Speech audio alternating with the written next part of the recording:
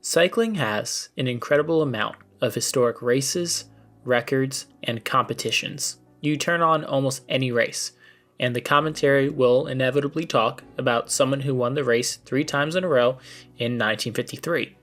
One of these records that every cycling fan knows about is the Ardennes Triple.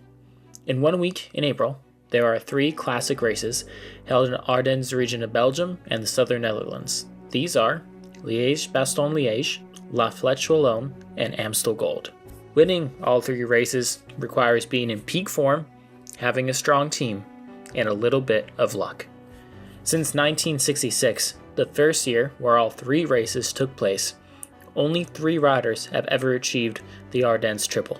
David Rebellin was the first to ever do it, back in 2004. In 2011, in the midst of one of the greatest seasons of all time, Philippe Gilbert swept the races easily. 2017 was the first year it was possible for women to achieve the same thing with the relaunch of the women's edition of Liege-Bastogne-Liege.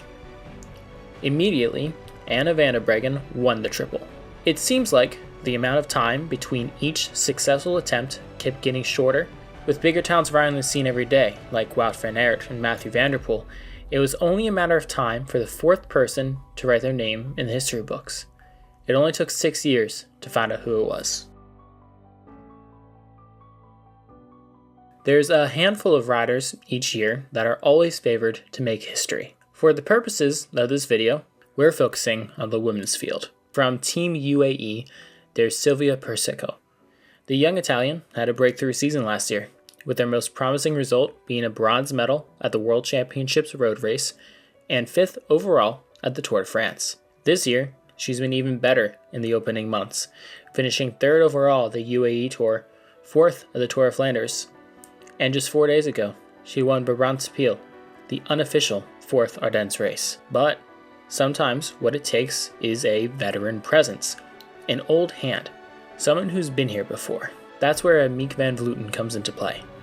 It's Van Vleuten's 15th year in the pro peloton, and she has won almost everything one can win. 2-time world champ, 2-time Tour of Flanders winner, and, most importantly, 2-time Liege-Bastogne-Liege winner. Van Vleuten has experience on her side, obviously, but it's to be seen if she has the luck or the form. Luck wasn't on her side at the Tour of Flanders, as a crash took her out of contention. Before that, her form wasn't there at Strade Bianche, and she was unable to follow the winning attack. This week, we'll see if that was a fluke, or if she no longer has what it takes. Kasia Niewiadoma is one of those riders that's always there, behind the winner, just out of frame. She's been on so many big podiums at the Tour de France, Strade Bianche, and the Giro d'Italia. That isn't to say she hasn't won. In 2019, she won Amstel Gold in a thrilling finale, but it is to say she can win more. She finished 5th at Flanders, so the form is there, but will the racecraft be? In this case, we have saved the best for last. Demi Vollering was the 4th best rider in the world last year, and, most importantly to this context, finished on the podium at each of the Ardennes races. The Dutch rider is on Team SD Works, the best team in the world, and she's firing on all cylinders already. She's won Strade Bianche, Dwars door Vlaanderen, and finished 2nd at the Tour of Flanders. Vollering is easily the favorite to win at least one of this week's races, and potentially all of them. But in cycling, nothing is known until a race hits the pavement. The 9th Amstel Gold Race Ladies Edition, the official name by the way, takes in 21 climbs on the 155-kilometer journey. On this dreary start to the day, 143 riders take the start, and the race is underway. It's been a fast and wet day in the saddle thus far, and we joined the leading pack with just over 20 kilometers to go, with Trek Segafredo driving the pace. All of our pre-race contenders are still here, all with teammates. As the race reaches the Pentalumen ascent of the Kohlberg, the final climb of the day, Lorena Wiebes, European champion, and Vollering's teammate, attacks from the front, putting out a massive effort on the 1.2 kilometer long climb. This is an attack to try and soften the field, shed some dead weight, but she's brought back. With less than 20 kilometers to go, there's just one rider at the front, American Kristen Faulkner.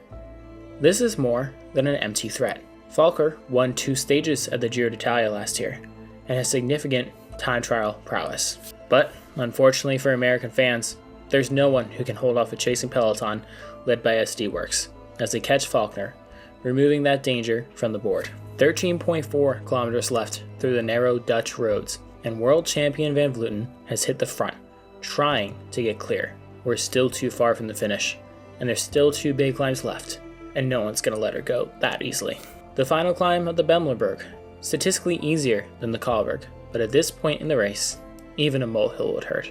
For Soraya Palladin, this is an opportunity. A specialist on the hills, this is a perfect opportunity for her to claim a spot in the top echelon of the elites. As we crest the climb, she's opened a considerable gap. There are obviously odds against Palladin. There's still the final climb of the Kalberg to go, and the group behind still has all the heavy hitters.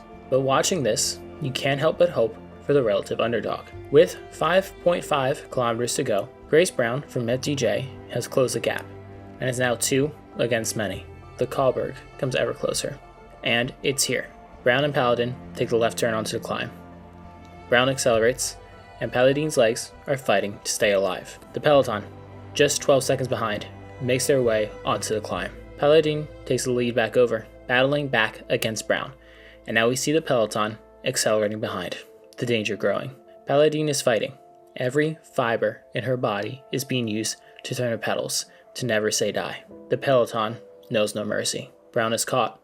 So is Palladin. Liane Lepere, German national champion, is dragging the field of the climb, putting everyone in a world of hurt, trying to set the stage for Timmy Van Vleuten. Palladin, for her credit, battles and stays in the select group. Unfortunately for Lepere, the world of hurt she's created includes Van Vleuten. She's cracked, falling out of the lead group here on the final stretch of the climb. It's not over yet. The finish is just around 2 kilometers away after the top of the climb, but it's a bad sign. The climb has ended, and for the next 1.8 kilometers, the tension will rise. Who's got the legs? Will someone move first? Vollering will. She strikes on the right side of the road, forcing the German national champion chase. If this fails, SD Works still has Lotte Kopecky in the lead group, who can also take this win. We can't ever pretend to know what's in any rider's mind in the middle of the race, but for Vollering, we can imagine there's something about not finishing second this time like she has the last 2 years. This year, this move will be different. Vollering is still going. No one behind is chasing. Vollering keeps extending her gap, and with 1 kilometer to go, she is absolutely gone. The move was perfect. The teamwork was perfect. With 25 meters to go, she can celebrate. The Dutch rider winning the biggest Dutch race of the year. Kopecky takes second, and the 2 embrace after the line. So, 2 races left in the week. Vollering is now, obviously, the only one who can pull off the triple this year, even if that slips away. The promise of more great racing and drama is ever alluring. We just talked about Fleche Wallonne a lot in our video on Anna van der Breggen's 7 wins in a row here. To sum it up, Fleche Wallonne is another hilly race, this time in Belgium, and with a brutal steep finishing climb of the Mur de Huy, this race takes raw strength. It's a cold, but blissfully sunny day in Belgium, and the riders take the start. They'll have to tackle the Mur's 20% gradient 3 times on today's course. With 37 kilometers left, they start their second climb of the Mur. Right near the front is Vollering, Van Vleuten, and Nieuwe-Aedoma, exactly where they should be.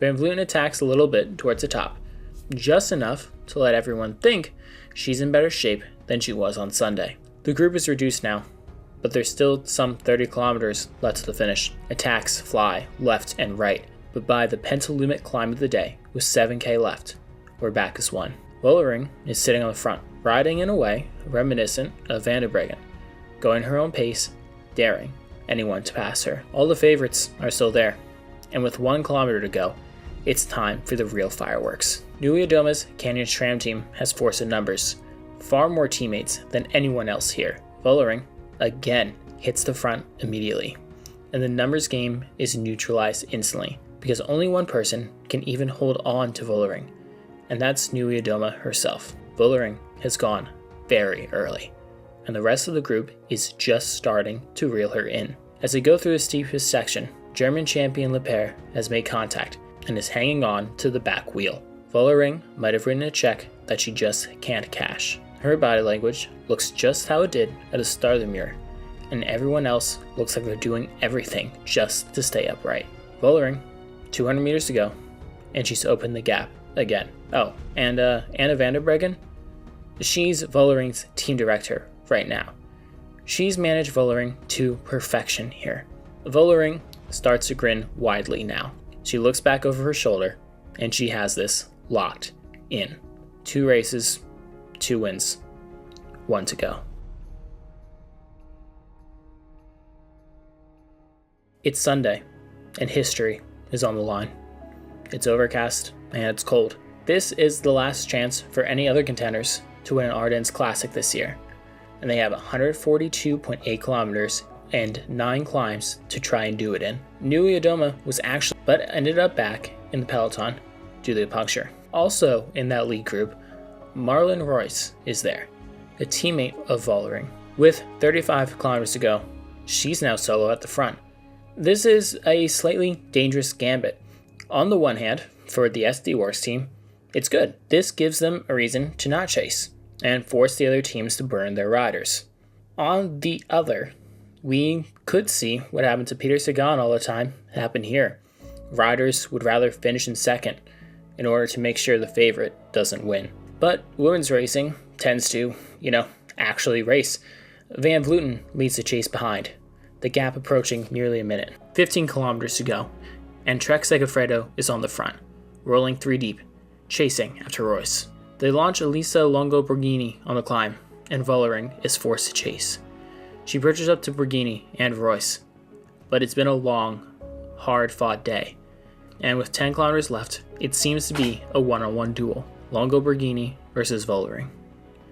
History on the line. They work together, trying to keep the gap open, flying down the descents. It works. It's just the 2 of them. 250 meters left. Vollering, a chance to chisel her name in stone. The amount of strength and form it takes to be this strong, this often, in races like this, is mind-boggling. Borghini sprints first, going against the barriers. Vollering sprinting on her right. Vollering is on Borghini's hip and struggles to pull alongside. 75 meters to go. She's slightly ahead. 50 to go, and she's passed. Vollering wins. History made.